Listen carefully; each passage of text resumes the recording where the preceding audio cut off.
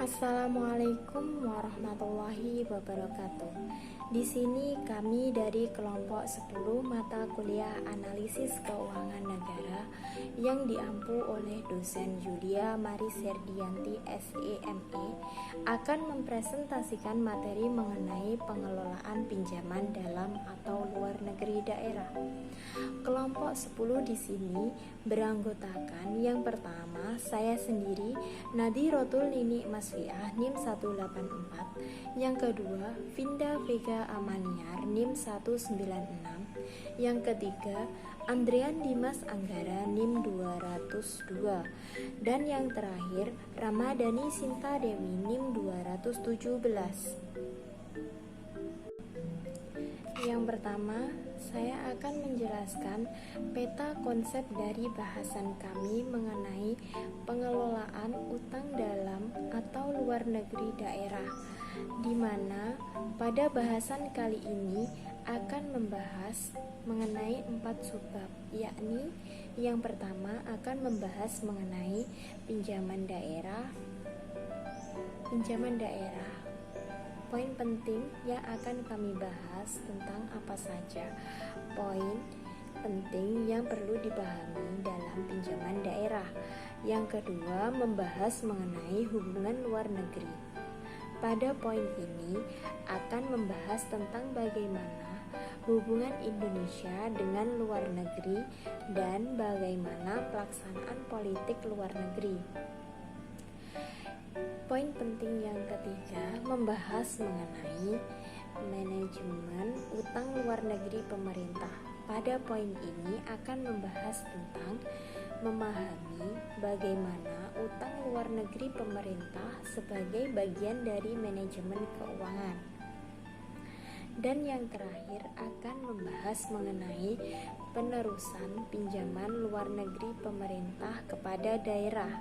Pada poin ini akan membahas tentang bagaimana langkah yang akan dilakukan untuk meneruskan pinjaman luar negeri pemerintah kepada daerah. Selanjutnya yakni mengenai pinjaman daerah. Pinjaman daerah terbagi menjadi 10 poin penting. Sebelum lanjut ke 10 poin penting dalam pinjaman daerah, alangkah baiknya kita harus mengetahui tentang pengertian dari pinjaman daerah. Pinjaman daerah menurut Undang-Undang Nomor 25 Tahun 1999 tentang perimbangan keuangan antara pemerintah pusat dan daerah menetapkan bahwa pinjaman daerah adalah sebagai salah satu sumber penerimaan daerah dalam rangka pelaksanaan desentralisasi yang dicatat dan dikelola dalam anggaran pendapatan dan belanja daerah. 10 poin penting dalam pinjaman daerah seperti yang tertera dalam video. Yang pertama, yakni persyaratan pinjaman daerah.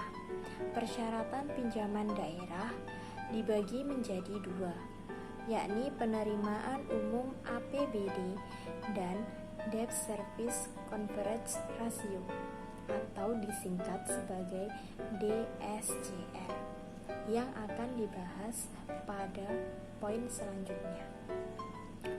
Yang kedua, yakni batas maksimum jangka waktu pinjaman daerah. Batas maksimum jangka waktu pinjaman daerah disesuaikan dengan umur ekonomis aset yang dibiayai dari pinjaman tersebut. Poin penting yang ketiga, larangan penjamin. Daerah dilarang melakukan perjanjian yang bersifat penjamin terhadap pinjaman pihak lain yang mengakibatkan beban atas keuangan daerah. Poin penting yang keempat yakni prosedur pinjaman daerah. Setiap pinjaman daerah dilakukan dengan persetujuan DPRD. Poin penting yang kelima yakni pembayaran kembali pinjaman daerah. semua pembayaran yang menjadi kewajiban daerah yang jatuh tempo atas pinjaman daerah merupakan prioritas dan dianggarkan dalam pengeluaran APBD. Poin penting yang keenam, pembukuan dan pelaporan. Semua jenis kewajiban dalam rangka pinjaman daerah dicantumkan dalam APBD dan dibekukan sesuai dengan standar akuntansi keuangan pemerintah daerah. Poin penting yang ketujuh yakni dana darurat. Dana darurat digunakan untuk keperluan mendesak yang diterima daerah dan berasal dari APBN. Poin penting yang ke-8 yakni pemanfaatan pinjaman luar negeri. Pemanfaatan pinjaman luar negeri dibagi menjadi dua. Yang pertama, kebijakan dalam pengelolaan pinjaman. Kebijakan dalam pengelolaan pinjaman dibagi lagi menjadi 3 bagian. Yang pertama, GHBN 1999 sampai dengan 2004. Yang kedua, TAP MPR nomor 2 MPR 2002 tentang rekomendasi kebijakan untuk mempercepat pemulihan ekonomi nasional. Yang ketiga, berkaitan dengan pinjaman daerah sebagaimana diatur dalam Peraturan Pemerintah Nomor 107 Tahun 2000 dan selanjutnya dijabarkan melalui Keputusan Menteri Keuangan. Pemanfaatan pinjaman luar negeri yang kedua yakni jenis-jenis pinjaman. Jenis-jenis pinjaman dibagi menjadi 3, yakni program loan, sektor program loan, project loan. Yang poin penting yang ke-9 yakni tahapan. Tahapan dibagi menjadi 2, yakni tahap penyiapan proyek dan tahap pelaksanaan. Tahap penyiapan proyek dibagi menjadi 2, yakni batch bidding sampai dengan appraisal. Yang kedua, tahap perundingan sampai dengan pinjaman efektif. Tahap pelaksanaan dibagi menjadi 3 bagian. Yang pertama, permasalahan dalam proses penerbitan dokumen anggaran. Yang kedua, ketersediaan dana rupiah pendamping. Yang ketiga, masalah koordinasi antar instansi. Poin penting dalam pinjaman daerah yang terakhir yakni upaya untuk mengoptimalkan pinjaman luar negeri.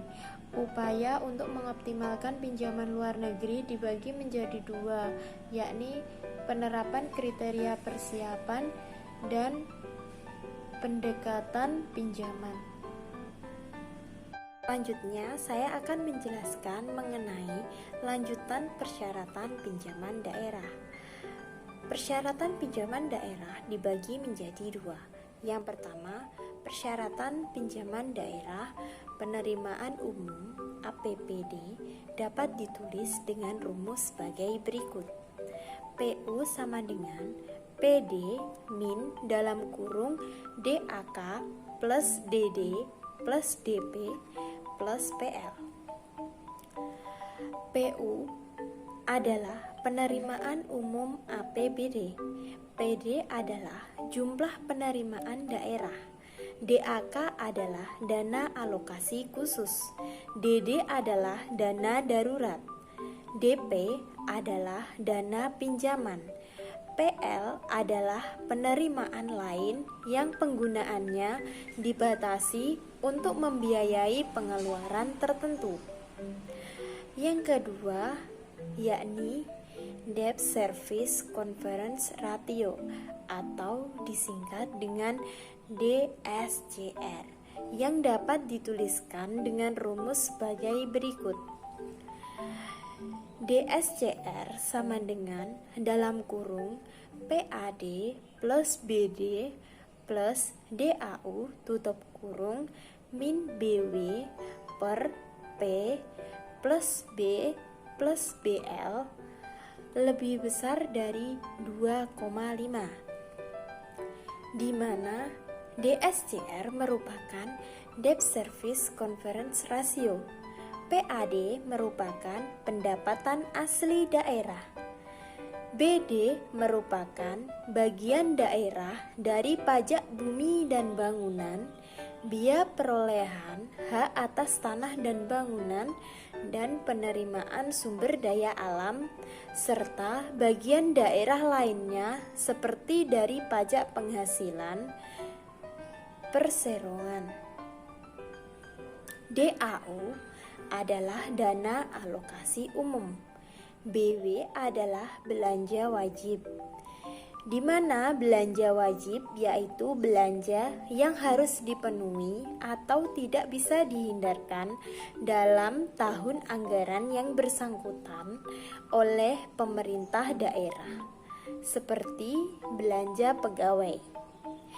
P merupakan angsuran pokok pinjaman yang jatuh tempo pada tahun anggaran yang bersangkutan. B merupakan bunga pinjaman yang jatuh tempo pada tahun anggaran yang bersangkutan. BL merupakan biaya lainnya. BL ini termasuk biaya komitmen, biaya bank, dan lain-lain yang jatuh tempo. Berdasarkan proyeksi penerimaan dan pengeluaran daerah tahunan selama jangka waktu pinjaman, Debt Service Coverage Ratio atau disingkat sebagai DSCR paling sedikit 2,5 atau 2,5. Baik, selanjutnya saya Ramadhani Sinta Dewi akan melanjutkan peminjaman persyaratan daerah, yaitu contoh perhitungan DSCR. Pada tabel 1 dijelaskan angsuran pokok pinjaman dan bunga pinjaman pada tahun 2009. Pada tabel tersebut dijelaskan berapa nominal angsuran pokok pinjaman, sisa pokok pinjaman, bunga pinjaman, angsuran pokok pinjaman periode lalu, bunga pinjaman, kemudian yang terakhir total keseluruhan dari angsuran tersebut sampai bunga pinjaman. Kemudian pada tabel kedua, PAD, DBH, DAU, dan BW pada tahun 2009. Pada tabel tersebut juga tertera berapa nominal jumlah PAD, DBH, DAU, BW. Kemudian yang terakhir juga jumlah total keseluruhan dari PAD sampai dengan BW. Sebelum kita mempelajari tentang rumus perhitungan DSCR, alangkah baiknya kita mengetahui beberapa singkatan dari rumus tersebut. Yang pertama DSCR sendiri, yaitu Debt Service Coverage Ratio. Kemudian PAD adalah pendapatan asli daerah. Selanjutnya BD, yaitu bagian daerah dari pajak bumi dan bangunan, bea perolehan hak atas tanah dan bangunan, dan penerimaan sumber daya alam, serta bagian daerah lainnya seperti dari pajak penghasilan perseorangan. Selanjutnya DAU adalah dana alokasi umum. BW, biaya belanja wajib. P, angsuran pokok pinjaman yang jatuh tempo pada tahun anggaran yang bersangkutan. Kemudian B, bunga pinjaman yang jatuh tempo pada tahun anggaran yang bersangkutan. Selanjutnya yang terakhir BL, biaya lainnya atau biaya komitmen, biaya bank, dan lain-lain yang jatuh tempo. Kemudian, perhitungan DSCR pemerintah Kabupaten Sleman tahun 2009 dapat ditulis dengan rumus sebagai berikut, yaitu DSCR sama dengan dalam kurung PAD plus DB plus DAU tutup kurung dikurangi BW per P plus B plus BL.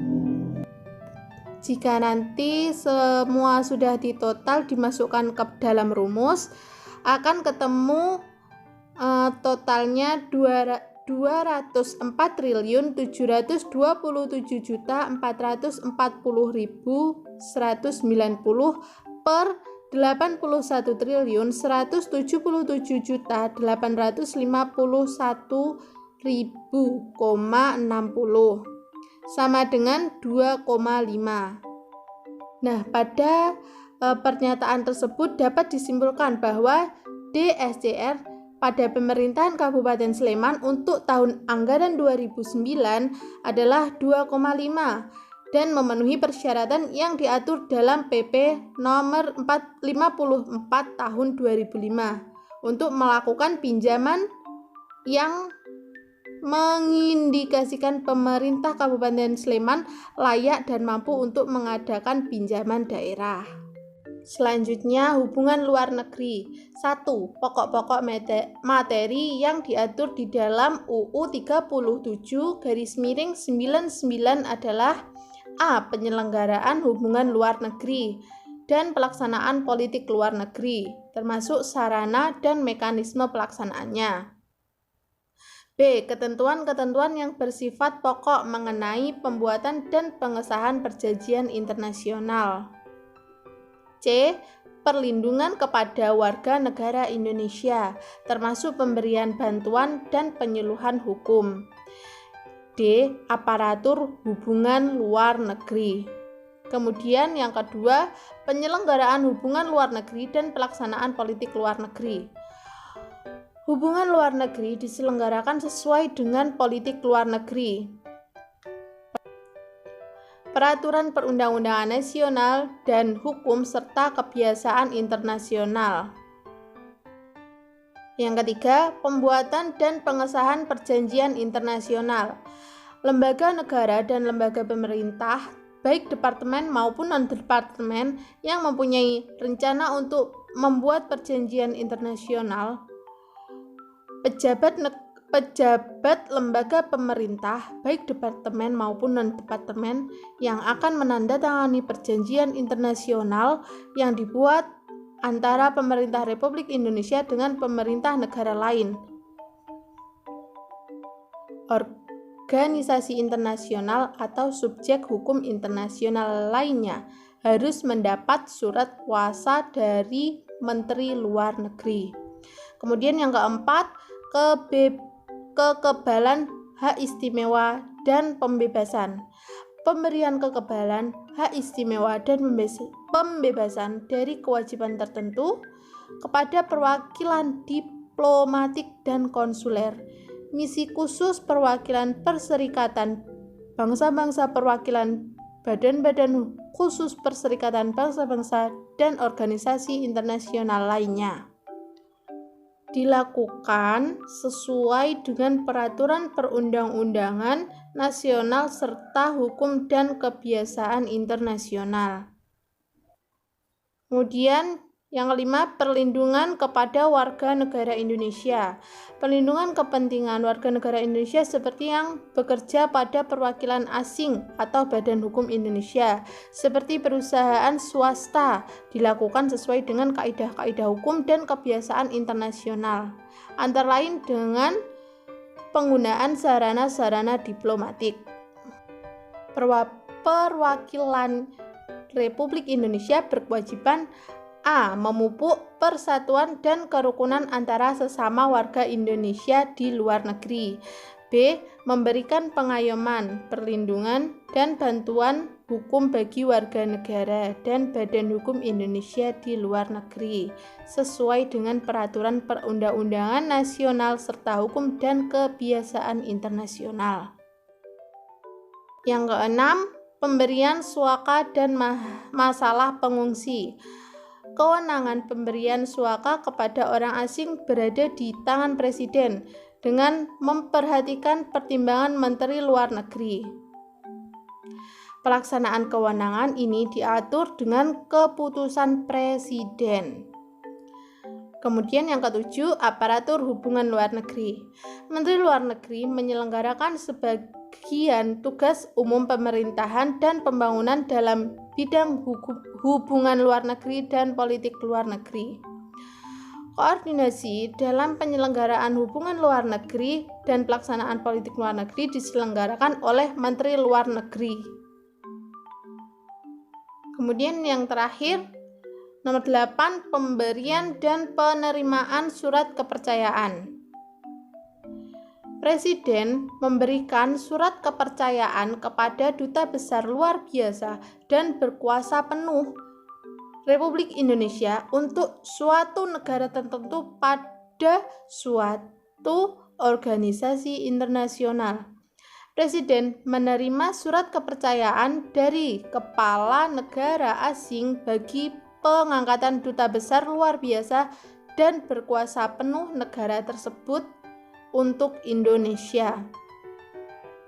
Presiden menandatangani surat tauliyah bagi seorang konsul jenderal dan konsul Republik Indonesia yang diangkat guna melakukan tugas konsuler untuk suatu wilayah tertentu pada suatu negara asing.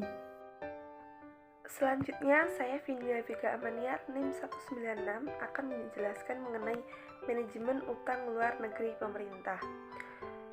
Baru-baru kali ini, Bank Indonesia telah mengingatkan pemerintah untuk mencermati utang luar negeri Indonesia, khususnya utang luar negeri pemerintah baik jangka panjang maupun jangka pendek. Manajemen utang, khususnya utang luar negeri, sangat berkaitan dengan manajemen anggaran negara atau APBN. Semakin besar defisit APBN, maka semakin besar kebutuhan anggaran untuk menutupi defisit, yang sebagian besar diperoleh dari utang domestik dan utang luar negeri. Setiap kali pemerintah merencanakan anggaran defisit, maka pemerintah akan segera menerbitkan surat utang atau surat pembendaharaan negara dan surat berharga negara, serta mencairkan pinjaman luar negeri dari donor setiap tahun kecuali terdapat sisa anggaran lebih atau SAL. Pertanyaannya yang mendasar yang perlu dijawab adalah apakah upaya yang harus ditempuh agar manajemen utang luar negeri pemerintah bisa lebih optimal? Optimal di sini dilihat dari 3 tolak ukur utama. Yang pertama adalah dari sisi tingkat utang. Tolak ukurnya apakah tingkat utang dikurangi sedemikian rupa sehingga utang luar negeri Indonesia menjadi lebih terkendali. Yang kedua, dari sisi distribusi manfaat dan biaya ekonomi APBN. Maksudnya, apakah tingkat utang dan pembayaran sudah diupayakan sedemikian rupa sehingga beban pembayaran utang debt service tidak menimbulkan ketimpangan distribusi sosial dalam APBN.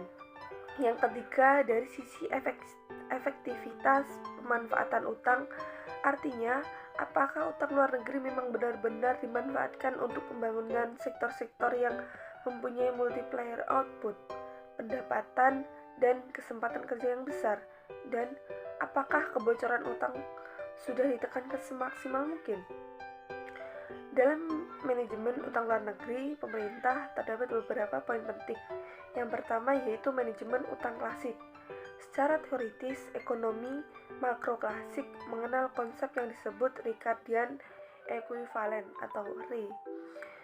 Premis dasarnya utang pemerintah bersifat netral, tidak mempunyai efek terhadap suku bunga, investasi, perdagangan, inflasi, dan produk domestik bruto atau PDB. Konsekuensinya, tidak terdapat efek redistribusi pendapatan. Dalam konteks utang luar negeri, teori ini berpandangan kalau pembangunan tidak dibiayai utang luar negeri, maka sumber dana diambil dari dalam negeri. Secara ringkas, manajemen klasik ini mengandung beberapa butir kunci, yaitu yang pertama, percepatan pertumbuhan ekonomi baik melalui penambahan utang baru, penjagaan stabilitas makro tanpa mempertahankan efek solusinya, dan perbaikan iklim investasi. Dengan pertumbuhan ekonomi, debt ratio atau rasio utang terhadap PDB diharapkan turun dan utang menjadi lebih sustainable. Yang kedua yaitu peningkatan surplus primer. Ini ditempuh melalui peningkatan penerimaan pajak. pengurangan subsidi besar-besaran, dan perbaikan efisiensi dalam pengeluaran pembangunan. Dengan kata lain, net withdrawals dari masyarakat. Yang ketiga yaitu maksimalisasi pembiayaan di luar utang atau non-debt financial. Ini meliputi sumber pembiayaan dari privasi dan penjualan aset-aset lainnya, termasuk aset BPPN dan dalam kasus Indonesia. Yang keempat yaitu pengelolaan profil pembayaran utang melalui terutama penjadwalan utang dan reprofiling. Yang kelima yaitu pengelolaan resiko fiskal, terutama yang bersumber dari sisi pengeluaran seperti kewajiban non-budgeter dan dana alokasi umum dan khusus dalam rangka desentralisasi. Poin penting yang kedua yaitu beban utang luar negeri pemerintah. Pembayaran kembali utang luar negeri dan bunganya meningkat dari tahun ke tahun, sehingga dengan meningkatnya jumlah akumulasi utang luar negeri sehingga membebani anggaran pendapatan dan belanja negara atau APBN. Beban utang pada akhirnya memperburuk kondisi masyarakat. Kesalahan manajemen utang pada masa sekarang membuat dua generasi bangsa Indonesia harus menanggungnya.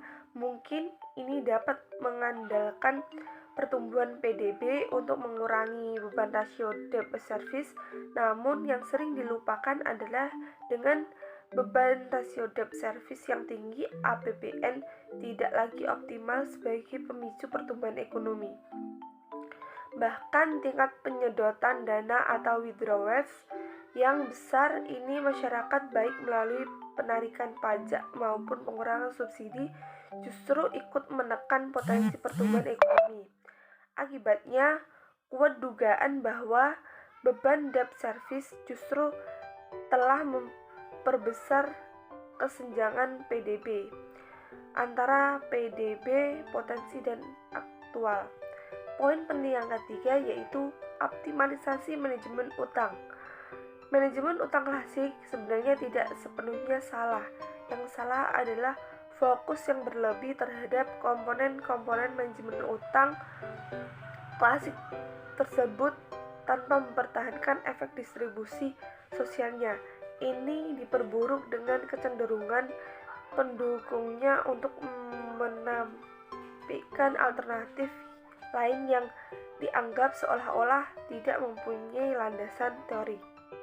Selanjutnya saya Adrian Dimas akan melanjutkan dan membacakan tentang penerusan pinjaman luar negeri kepada pemerintah daerah. Yang pertama, sumber dana pinjaman pemerintah. Kedua, persyaratan pengajuan usulan proyek daerah. Yang ketiga, prosedur pengajuan usulan proyek kepada pemerintah. Penilaian usulan proyek. Pengajuan usulan proyek kepada PPLN dan perundingan dan penandatanganan NPPLN. Selanjutnya ada persyaratan pinjaman, penandatanganan NPPP, perubahan NPPP, penarikan dan penyaluran pinjaman, pembayaran kembali pinjaman, pemantauan dan pelaporan pinjaman, persyaratan hibah, penandatanganan naskah perjanjian hibah, dan yang ke-15 ada penarikan dan penyaluran hibah. Yang terakhir 16 pemantauan dan pelaporan hibah. Itu tadi tentang penerusan pinjaman luar negeri pemerintah kepada daerah, ada sekitar 16 dan yang berikut sudah saya bacakan. Terima kasih. Berikut adalah data terbaru utang luar negeri Indonesia. Posisi utang luar negeri Indonesia pada akhir Januari 2021 tercatat sebesar 420,7 miliar dolar Amerika Serikat, terdiri dari utang luar negeri sektor publik, pemerintah dan bank sentral sebesar 213,6 miliar dolar Amerika Serikat dan utang luar negeri sektor swasta termasuk BUMN sebesar 207,1 miliar dolar Amerika Serikat. Dengan pertumbuhan tersebut, utang luar negeri Indonesia pada akhir Januari 2021 tumbuh sebesar 2,6%, menurun dibandingkan dengan pertumbuhan pada bulan sebelumnya sebesar 3,4%. Perlambatan pertumbuhan utang luar negeri tersebut terjadi pada utang luar negeri pemerintah dan utang luar negeri swasta. Utang luar negeri pemerintah bulan Januari 2021 tumbuh lebih rendah. Posisi utang luar negeri pemerintah bulan Januari 2021 mencapai 210,8 miliar dolar Amerika Serikat dan tumbuh 2,8%, lebih rendah dibandingkan dengan pertumbuhan bulan Desember 2020 sebesar 3,3%. Perlambatan pertumbuhan ini disebabkan oleh pembayaran pinjaman bilateral dan multilateral yang jatuh tempo. Sementara itu, posisi surat utang pemerintah masih meningkat seiring penerbitan surat utang negara atau SUN dengan denominasi dolar Amerika Serikat dan euro di awal tahun di tengah momentum likuiditas di pasar global yang cukup tinggi serta sentimen positif implementasi vaksinasi COVID-19 secara global. Perkembangan utang luar negeri juga didorong aliran masuk modal asing di pasar surat berharga negara (SBN) domestik yang meningkat, didukung oleh kepercayaan investor asing yang terjaga terhadap prospek perekonomian domestik. Utang luar negeri pemerintah dikelola secara terukur dan berhati-hati untuk mendukung belanja prioritas pemerintah antara lain yaitu sektor administrasi pemerintah, pertahanan, dan jaminan sosial wajib sebesar 17,6% dari total utang luar negeri pemerintah. Sektor jasa, kesehatan, dan kegiatan sosial itu sebesar 17%, sektor jasa pendidikan 16,2%, sektor konstruksi sebesar 15,2%, dan sektor jasa keuangan dan asuransi sebesar 13,0%. Berikut adalah data utang luar negeri Indonesia naik 4% pada bulan Februari 2021. Utang luar negeri Indonesia kembali meningkat pada Februari 2021. Bank Indonesia mencatat posisi utang luar negeri pada akhir Februari 2021 sebesar 422,6 miliar dolar Amerika Serikat atau naik dari 420,7 miliar dolar Amerika Serikat pada bulan sebelumnya. Direktur Eksekutif Kepala Departemen Komunikasi Bank Indonesia, Edwin Haryono, mengatakan bila dilihat dari pertumbuhan posisi pada bulan Februari 2021 tercatat 4% atau lebih tinggi dibandingkan dengan pertumbuhan pada bulan sebelumnya yang sebesar 2,7%. Peningkatan pertumbuhan utang luar negeri tersebut didorong oleh peningkatan pertumbuhan utang luar negeri pemerintah dan utang luar negeri swasta. Terperinci yaitu utang luar negeri pemerintah tercatat tumbuh 4,6% atau lebih tinggi dibandingkan dengan pertumbuhan Januari 2021 yang sebesar 2,8%. Ini seiring dengan upaya penanganan dampak pandemi COVID-19 sejak tahun 2020 dan akselerasi program vaksinasi serta perlindungan sosial pada kuartal 1 2021. Selanjutnya untuk slide 11 ada analisis faktor fundamental ekonomi yang mempengaruhi resiko pinjaman luar negeri Indonesia. Yaitu ada beberapa hasil, volume dan halaman, jurnal, tahun, penulis, tujuan penelitian, metode penelitian, variabel yang digunakan, kekurangan dan juga kelebihan. Selanjutnya analisis faktor fundamental ekonomi yang mempengaruhi resiko pinjaman luar negeri Indonesia itu hasilnya pengaruh rasio neraca berjalan terhadap PDB terhadap yield dari obligasi pemerintah Indonesia adalah negatif. Neraca berjalan merupakan indikator perdagangan luar negeri dan di luar negeri neraca berjalan menjadi tren. Selanjutnya ada resiko keseimbangan fiskal terhadap PDB. Besarnya defisit pada rasio keseimbangan fiskal terhadap PDB ini menunjukkan bahwa pemerintah kurang mampu untuk meningkatkan pajak untuk melindungi biaya-biaya termasuk pada pelayanan hutang. Selanjutnya kelebihan volume dan halaman dulu. Untuk volumenya, volume 1 nomor 1 halaman 129 sampai 152. Berikutnya ada jurnalnya Ekonomi dan Kebijakan Publik tahun 2010, penulisnya Eka Budianti dan Lisnawati. Tujuan penelitian untuk mengidentifikasi faktor-faktor yang dominan mempengaruhi yield obligasi global pemerintah. Diharapkan faktor-faktor tersebut bisa menjadi pedoman atau acuan bagi pemerintah dalam memantau yield dari obligasi global pemerintah. Selanjutnya, metode penelitian mengacu pada penelitian sebelumnya. Ada juga variabel yang digunakan, variabel solvent dan liquid. Kekurangan dan kelebihan. Kekurangannya dulu, bahasanya yang rumit, perlu untuk pembaca membaca berkali-kali untuk memahami isinya atau hasil penelitiannya agar lebih mengerti. Untuk kelebihannya, mencantumkan banyak teori pada kerangka teori sehingga dari teori yang disajikan pembaca menjadi lebih mengerti dan bisa menambah wawasan kepada pembaca tersebut. Itu tadi review jurnal dari kami. Ada kurang lebihnya mohon maaf. Terima kasih.